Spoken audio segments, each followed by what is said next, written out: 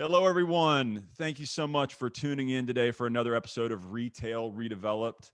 I am speaking with a good friend of mine today, Jared Londry with Stream Partners based here in Charlotte, North Carolina. We have been threatening to do a podcast together now for probably since my second or third podcast. And we finally got it on the schedule. Jared, thank you so much for joining me today. I so much appreciate it. Absolutely. Thanks for having me, Adam. So, Jared, tell everybody a little bit about who you are, what Stream does, and just why they should listen to anything you have to say for the next 20 minutes. Okay, that's fair. So Stream Realty Partners was founded in '96. We're based out of Dallas, Texas. It was founded by two former Trammell Crow partners, but it's a full service commercial real estate operation, and we're really an operator first and service provider first. We've got a principal business as well, but I lead our service business and kind of all lines of business across the Carolinas. In addition to the investment sales and capital markets platform, which is really my area of expertise. So that's a quick snippet about us. We're about 1,000 people nationally with offices across the country. So now you came up in Charlotte, have obviously done a tremendous amount of deals on the investment sales side of the ball. Now you are turning your focus to growing a services business for a national company. What made you get pumped up enough to go and tackle something like this and give everybody a little peek into what you're up to and why you're so excited about it? Yeah. So jumping right in there, I like that. Hey, you said you wanted I to come think, on, Jared. Let's go. I've told you before, you know me, I'm just a growth minded person. So the idea of starting something from the ground up really here, my former company was global company, one of the largest in the world, and have a ton of respect for my former partners and everything that company was about. But this was really, it was about an opportunity to come in and not only build a new service line, which they didn't have investment sales or capital markets in the Southeast before I came. That was really exciting, but also just looking at the other service lines, which is tenant rep, office agency leasing, industrial agency leasing, property management, construction management, having the ability to kind of look across all of those, not only in Charlotte and help grow those businesses, but also expanding the operations in the Carolinas and opening offices in different markets. That's what really fired me up and gets me out of bed in the morning is what's the next challenge and how can we take this to the next level? So we've talked so many times about, doing this, recording conversation. Obviously, we both love to hear ourselves talk.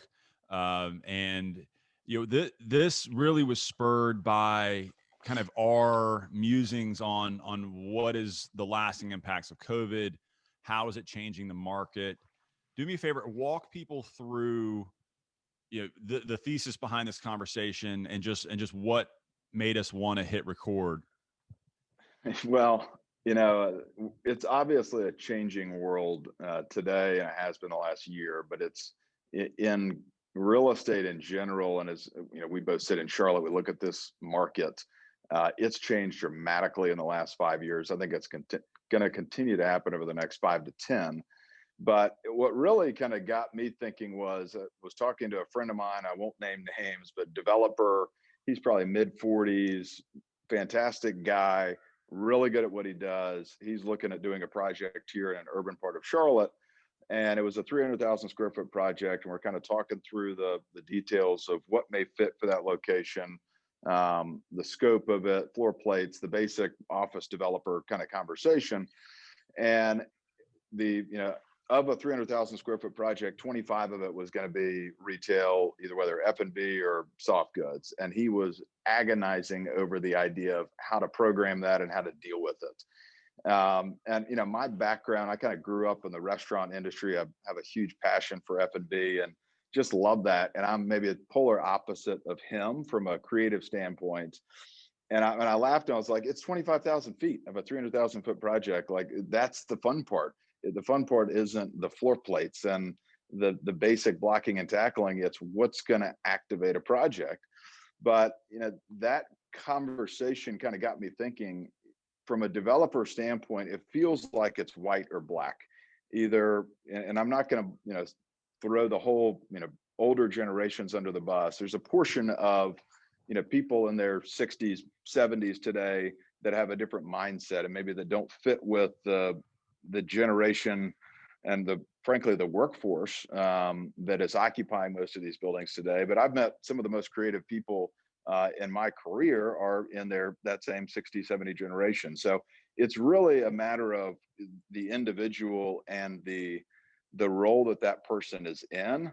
And the only thing that I could think of was either, it's the F&B, the retail is a little too abstract for that type of person, that it becomes that big of a challenge. But if you really activate, if you spend the time and think about, again, it's super exciting for me, but activating and thinking through that 25,000 square feet of such a large project, that can actually end up driving the demand and even higher rates and everything else. It can make the project if you really spend time on it. But that is, it's like Chinese to some developers. It is a whole different language. So I see this on a pretty much daily basis. We have, and I see it from both sides, right? I understand that people that have made money and been successful typically find their box, right? And they figure out what they do well, and then they just keep going to the well, right? They just keep going back and doing it over and over.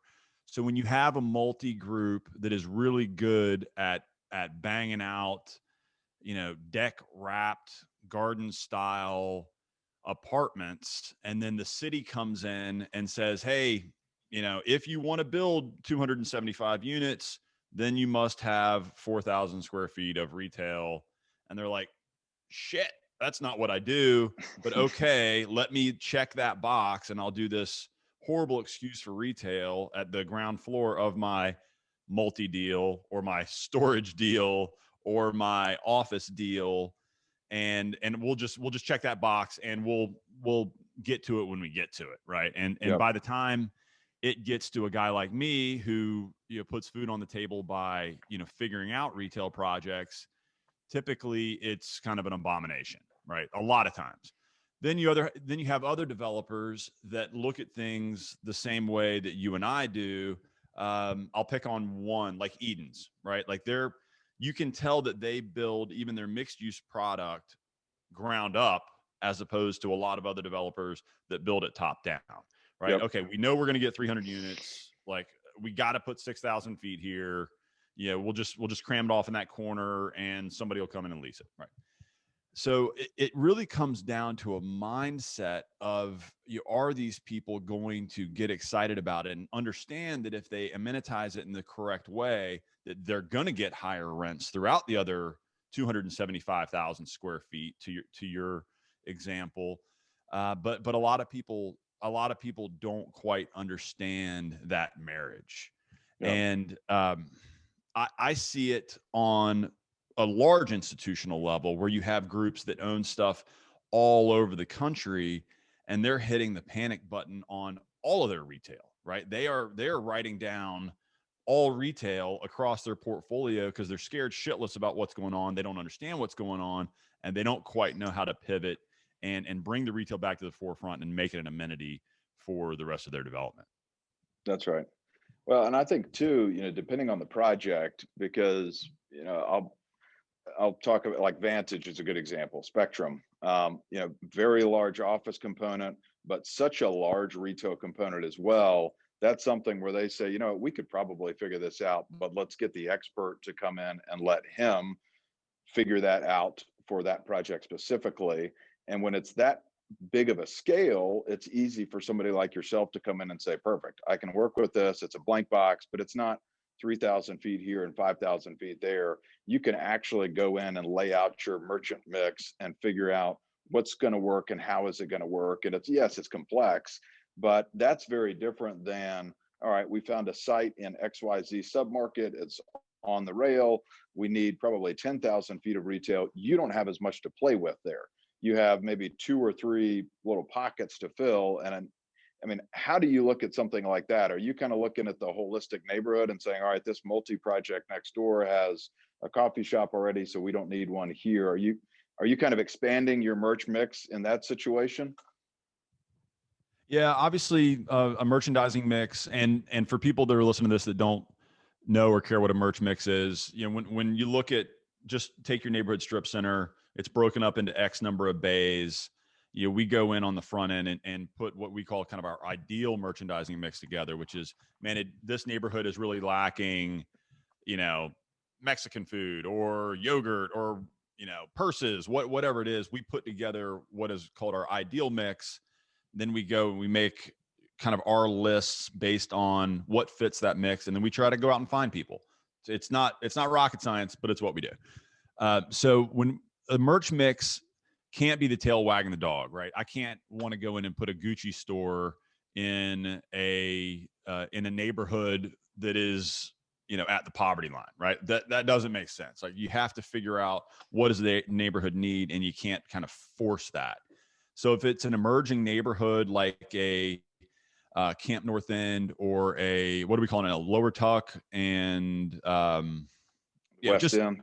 the whole West End neighborhood, obviously a different merch mix is going to work there than works in South Park Mall, right? It's a more adventurous consumer. They're going out more. They're staying out later, hopefully after the curfew's done.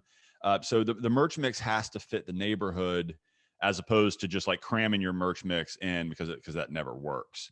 Yep. But it is extremely refreshing to deal with developers that are willing to kind of take the risks, right? Like, hey, this group, I have this saying that says you can be rich or you can be cool. It's really hard to do both. Not my saying. I ripped it off, but I like it a lot, because the cool kids don't typically come with the credit, right? They don't typically make the bank happy, but to your point, they can amenitize a project.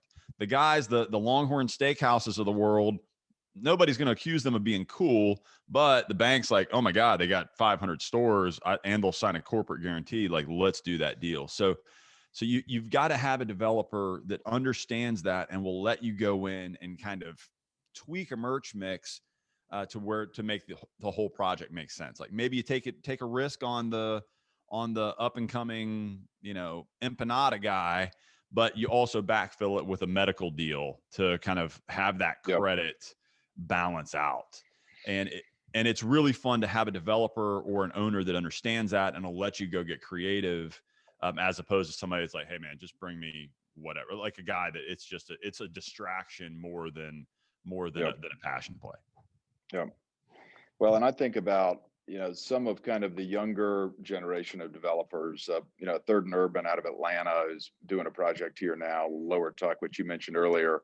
That's one that it's 280,000 feet. So you have the scale, and they, the way they're looking at that is, we kind of want to let the tenants figure out where the natural landscape of this project will unfold. I mean, if you look at their floor plans, they don't actually have like retailers going to be here, office use here, which, if you think about it, and I hate some of the buzzwords like, we want an organic feel to our office space. To me, it's creative people, whether it's a restaurant, a actual tech company, or a real estate firm, like you name it, if there's a creative spin to it, do you want to be next to other creative people? Yes. And that's why, to your point, in a project like that, you're not going to most likely get 100% blue chip credit. But if you can mix in a no credit startup baker in Charlotte with a fintech company, and then you kind of have your it chops out throughout the rest of the project in a similar fashion, then you have something that goes back to that buzzword of organic, and it feels like it at least fits, because the people and the experience all ties into one. So what would you say? Obviously, you like to play in a large institutional pool.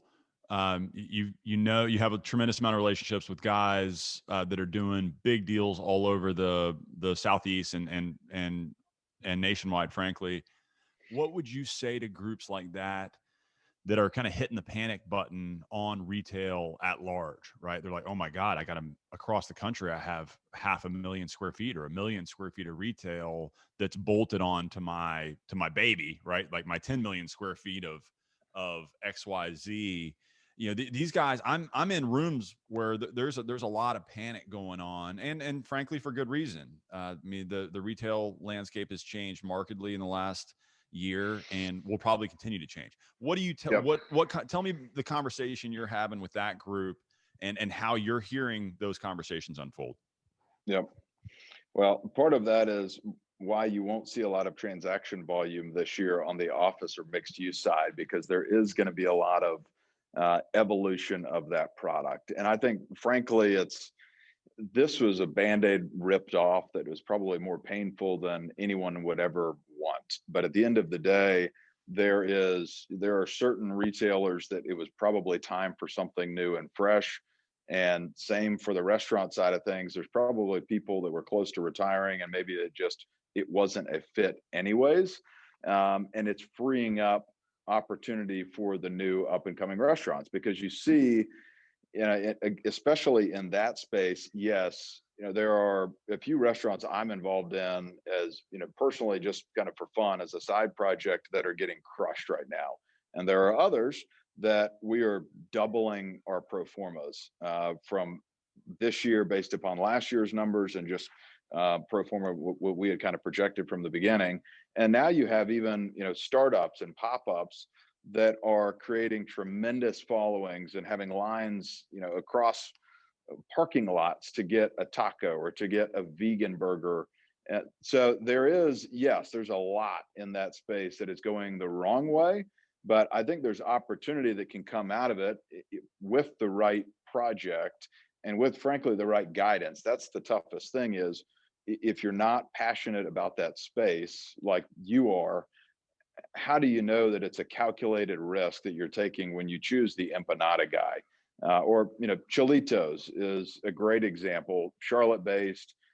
Sarah and Hector, two partners that founded that, I met with them this week, and they have this unbelievable following in Charlotte. You have to send them a DM on Instagram on Thursday mornings to pick up on Saturday.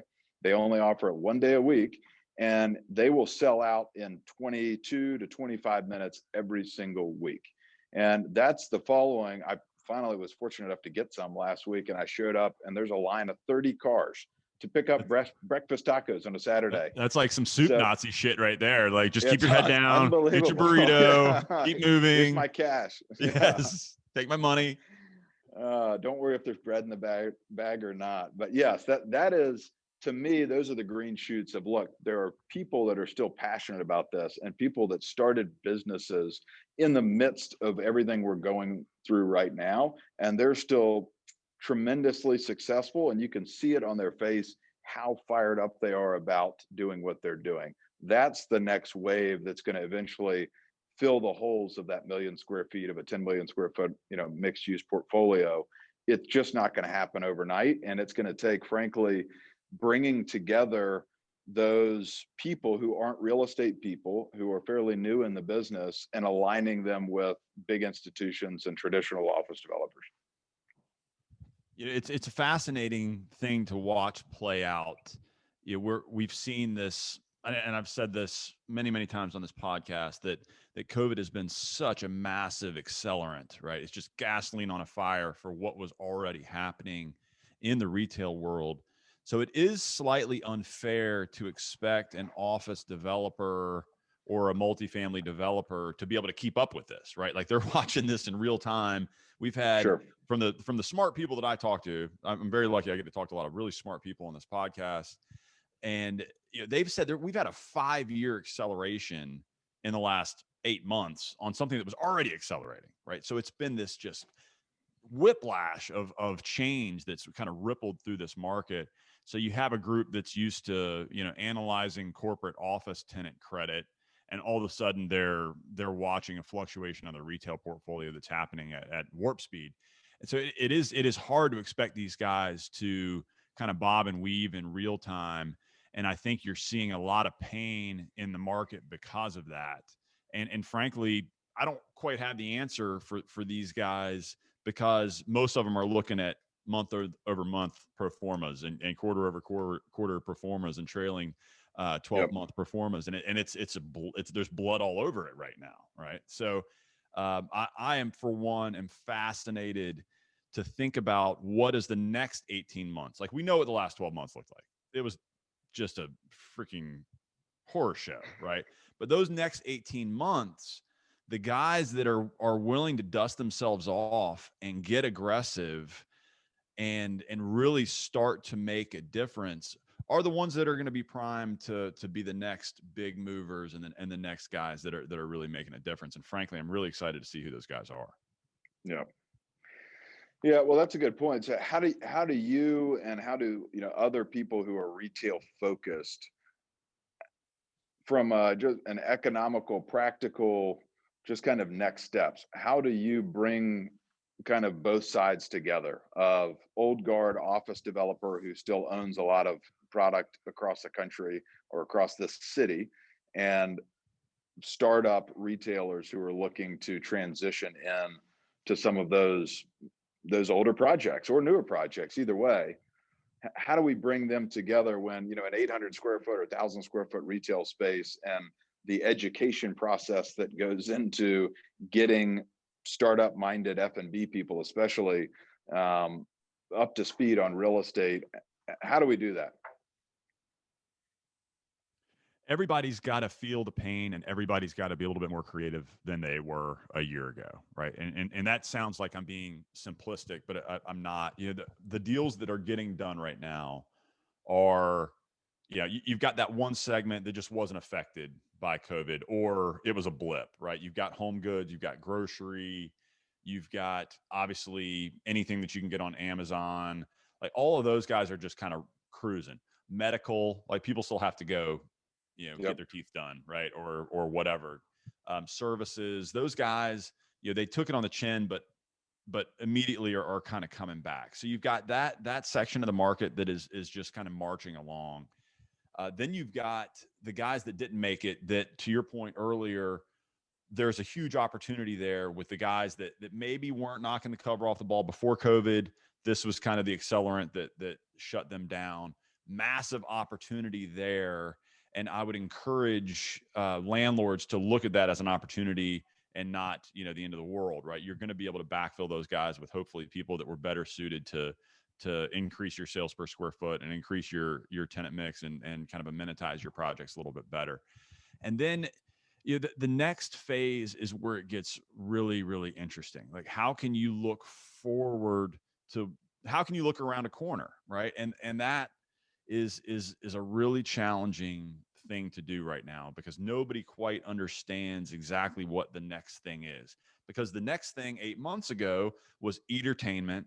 The next thing 8 months ago was, how do we pack a shit ton of people into a small space, whether it's a dog bar, a trampoline park, a bowling alley, a freaking whatever, right? Let's just pack a ton of people in, and those guys are doing massive sales. Like Penn's Mechanical, it Yep. opened a month before the lockdown. Not great timing, not their fault, but that place was, Shoulder to people shoulder. were just pouring out of that place, right? Yep. And now it's like, well, shit, don't know when that's going to come back. Hopefully it comes back quickly. Everybody's getting vaccinated and yada yada. But how do you look around that next corner and understand what the next thing is? Yep. And that's the guys that can figure that out and be bold in their merchandising, are going to be the ones that kind of make it last. So what do you think of the Pins Mechanicals of the world, or I remember we had talked at one point about the basically a high-end putt-putt concept, which I love that idea, but Love it. it seemed like those it was right there. And I had heard somebody had told me the sales of Pins Mechanical, even that first month they were open, and it Bonkers. was unbelievable. Will those groups be back? Will that large scale, because now we're not talking about 1,000, 2,000 feet. I mean, these are 10, 12, Huge. 15,000 square foot, chunks of space, which is a great way to mix into some of these neighborhoods. Do you see those coming back in the same way as they were before? And what is maybe the next big thing? Yeah, I think they'll come back. I definitely think they'll come back. I think that people are already kind of sick and tired of being sick and tired. A lot of those concepts are geared a little bit towards a younger demographic anyway, which they've already shown that they're kind of ready to get back to living their lives the way they were. So I think those will come back. I think that in the short term, getting back to the creativity piece, I think institutional landlords that aren't used to being super creative when it comes to lease language, for example, there's going to be a lot of percentage rent deals over the next 18 months. And when I say percentage rent deals, that means the tenant's only going to pay 8 to 12% roughly of their gross sales, their top line numbers is going to be their rent, right? I think the fixed rent number over the next year is going to be hard for a lot of tenants to swallow. And institutional landlords don't like to hear that. But Yep. we all have to get creative here. Another thing institutional landlords push back against is this kind of shutdown language, right? This force majeure type shutdown language that they just don't like writing that shit. They don't like Yep. signing off on it. Corporate counsel's heads explode when they read it. So everybody's going to have to kind of hold hands, get creative here for the next year or so. Yeah. Well, and the percentage rent, if it's 2, 5, 8%, at worst maybe of a project, you can deal with it. But my thought is always, whether it's from a ground up project or even at any point in the life cycle of an asset, you look at it, my mind immediately goes to what's it worth when you go to sell it. Right. So if you're doing a percentage rent deal and it's a 15 net rent for whatever retailer, and knowing that when you get to sales of XYZ, that rent's really going to be more like 30, 35. Well, that's great. And even if you go to sell it the year you hit 30, 35, how do you underwrite something like that? Because if they go dark or sales drop, it's much easier just to cap a $30 net rent with no percentage rent than it is a 15 that's variable. What I'm seeing is it converts. You're doing the percentage rent for the first 12 to 18 months, and then everybody sets a true rent. Kind of a base. Yep. Exactly. So it's a weird hybrid. Some deals that we're doing are I'm going to bore people to tears here with all this like intense leasing minutia. But dig us down this hole. Yeah, that's all right. That's all right. That's all right. People can always fast forward. I think that having that reset is going to be really important. And then a lot of landlords are asking for, if it was going to be a 10-year deal in the first year's percentage rent, they're asking for an 11-year deal, right? So they're still getting the benefit of that full term on the secondary market. It's not kind of blowing up their cap rate, and that's the way they're kind of making sense of it. All right, so tell everybody how they can connect with you personally, with Stream. How can they figure out more about kind of what you guys are doing, and how can they connect with you? Sure. At Stream Carolinas or at the Laundryman is how you can reach me. We're on LinkedIn as well, but we're easy to find. But yeah, it's been great talking to you today. I've got one last question for you too before we go. Turning it around on me. Okay. Yeah. I always think about Johnson and Wales, and my wife and I have taken a lot of courses there, whether it's wine tasting just for fun or knife skills, and I see that in the heart of our city as such an incubator for F&B. Do you envision in the next 5 years another maybe large scale food hall or some sort of restaurant incubator that could be driven off of that campus? That's a great question, and I've actually given this a lot of thought. I think that it's impossible for me to imagine Johnson and Wales not having a massively positive impact on our culinary scene. Period. Right. Hard stop. Yep. So I think that is impossible to deny, that having the best and the brightest coming up and actually choosing to make F&B their career, that has to have a positive impact on what we're doing. But the caveat, and you mentioned it, is the timing, right? I don't know about you, but when I graduated from college, I didn't have a pot to piss in, right? Like I didn't have, I was like, all right, how long do I have to go home and live with mom for me to save up enough money to get my security deposit for this crappy, condo or townhouse that I'm going to live in, right? So these guys are coming out broke as hell, most of 99% of them, and they've got to go and put in the hard work somewhere, get the training, get the chops, and then get a benefactor to then come in and get started. So I think that the timing is just something that you're going to have to monitor, right? So these guys, best case scenario for Charlotte, right? Selfishly, because I'm a total, food whore like you are, right? Best case for Charlotte is these guys go up, do a 3-year internship in Florence or Manhattan or Yep. Napa or somewhere like that, and their culinary world opens up, and then they come back to little old Charlotte or little old whatever, and really make an impact. You Yep. really have to. Charlotte's food scene, although I think we've made massive strides over the last half a decade, still lags behind the Charlestons of the world, even the Atlantas of the world. Yep. Certainly the New Orleans of the world, places where it's just kind of, the food is just steeped into their culture. It's just what people do. So I think that your question is a good one. I think that it will happen, but crystal ball on how long it's going to happen. All right, I'm gonna turn a question back at you. I want a knee jerk reaction, and this kind of gets into Big Brother, and how you kind of look at this. We mentioned earlier that the city is going to make you do some form of retail depending on what part of the city you're in. Do you see kind of municipal involvement, and I don't want to call it strong arming, but just directing people to forcing them to do retail on the ground floor of these developments is a blessing or a curse? Is it a help or is it a hindrance? 90% of the time, to me, at least in the urban areas, it's a blessing. I think the thoughtful developers in today's world are probably one of every four. Um, we're seeing, there's certain That's smaller generous. projects. Probably. I mean, there are certain smaller projects that get jammed into next to bigger projects. There's just not a lot of cohesive thought. So the city is trying to do everything that they can to add some sort of interwoven feel from places that we live, places that we work. And I get it. I also get that there are, certain multifamily projects that should not have retail and they force retail in.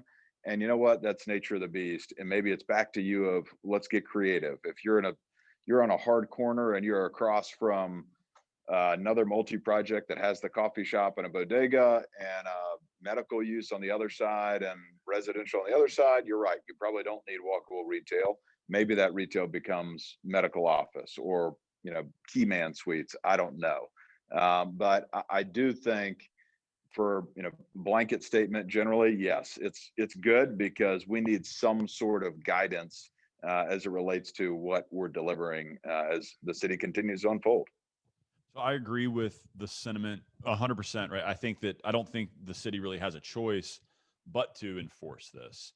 The problem becomes kind of the half measures, right? Like, we want you to have retail. Okay, check the box on retail. The developer, the architect doesn't really want to do it, so they're kind of Yep. halfway doing it, and you get kind of substandard ground floor experiences sometimes. So it almost needs like that next layer of thought to say, like, all right, how can how can all the ground floors talk to one another, and how can we build more than just one project? How can we build a district, right? Because the coolest districts are the ones that kind of organically grow over time, like the little downtown in Plaza Midwood, Camden, right? Like, Camden just has enough cool little Yep. stuff there where it's just a really cool vibe. So 100% agree that the city doesn't have any choice but to dictate that. Hopefully they can continue to get better. I mean, nobody saw Charlotte being this booming metropolis Yep. practically overnight. So I think they're learning. I think the developers are learning, and hopefully we can continue to make it better. Jared Londry, the laundry man, thank you so much for taking time out of your busy schedule to come in and talk real estate with us. So excited for you and your next chapter. Can't wait to see what you guys do. And thanks for taking a few minutes to just talk real estate with us. Absolutely, man. Thanks for having me. Appreciate what you do and keep doing it. It's nice to hear your voice and hear some new perspectives on retail and how it relates to the rest of our world. Thank you, brother.